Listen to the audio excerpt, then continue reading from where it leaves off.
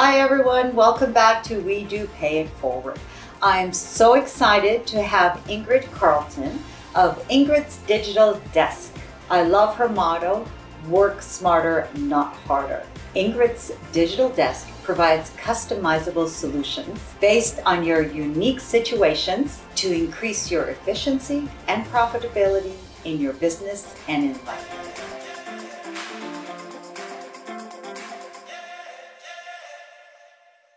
Welcome. I'm Milena Radakovic, and this is WEDO Pay It Forward. Thank you, Ingrid, for being here. I'm so excited for our audience to learn about yourself and how you got into this unique business. It's you helping other coaches. I love it. Virtual assistant for other coaches. And you went from one business to another. So what was that journey like when you closed shop for one and opened up a new business? Well, for me, it was really, like it's an overused word, pivot, but it was quite seamless for me because I realized that this was actually what I was best at. And as soon as I changed from calling myself a professional organizer to a virtual assistant, like it was like the energy changed and I realized like this is what I love, you know, and I rebranded and the clients just started to come because everything was in alignment. I love that. Ingrid's Digital Desk. Oh, it's great. And you know what? I probably, in my lifetime, I remember when I started my own business as a solopreneur originally, I could have used a virtual assistant for sure.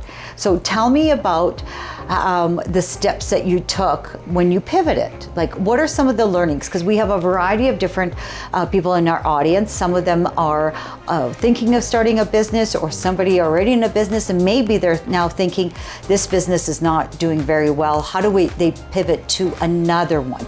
So tell us about that journey and the steps you took.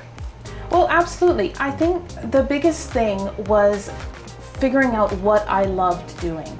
And there are many things that you can do that you know how to do or you're good at, but do you love doing it? So find what you love and then everything else will fall into place. Fantastic. Now, were there any hurdles when you were pivoting to a new business that our audience can look at and try not to make those hurdles or ease into those hurdles going from one business to another? Yeah, I think, again, sort of what I was saying before, just going back to trying not to do all the things. My biggest hurdle was sort of figuring out what I love doing and who I love doing it for. So there was a little bit of trial and error before, taking on different kinds of clients and really figuring out which ones were the right fit for what I had to offer. And then it turned out to be life coaches, and I have a life coach myself, so I was able to speak their language and just sort of provide them with the services that they needed to make themselves visible and unique and standing out.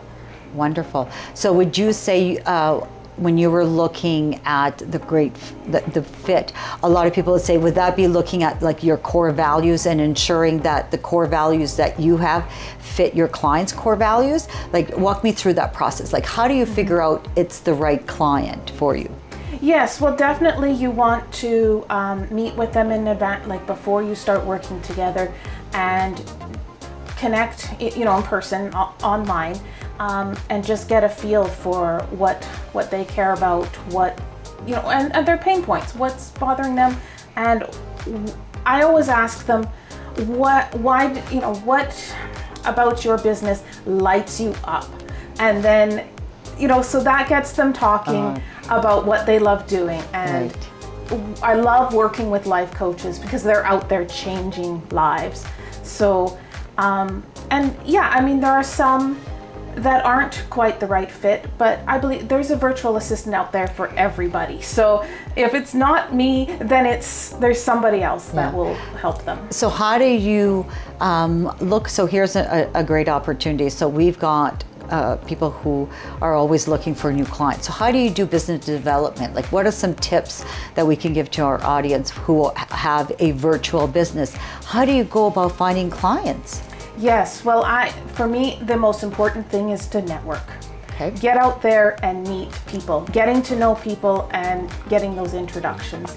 And then once you meet people, then, like I said, that's when you have the connection, and you go in there with the sense of, I have something to offer, and it's, up to them whether they accept or not. Their decision is sort of none of your business kind of thing. So don't worry about that. Right. Be yourself. And if they're the right fit for you, then they will start working with you. Wonderful. So what is that we were talking privately, and you had mentioned that you have aspirations of growing your business. So tell us about what are some of the next stages in your entrepreneurial journey of growing your business? Yes, well, we are consistently bringing on new team members to manage the workload, and I'm always looking for subcontractors that can do the thing better than me. So my first subcontractor was a graphic designer, and I can do those, but her graphics are amazing. So she creates all the graphics for our social media clients. And I brought on a copywriter because that is not my strong suit. So we can offer professional copywriting to our clients. So it's all about finding others that can do something better than what I can do, and then we can offer even more services to our clients. Wonderful. So you started off with virtual assisting, and now it sounds like you're adding on additional business lines that are offered virtually.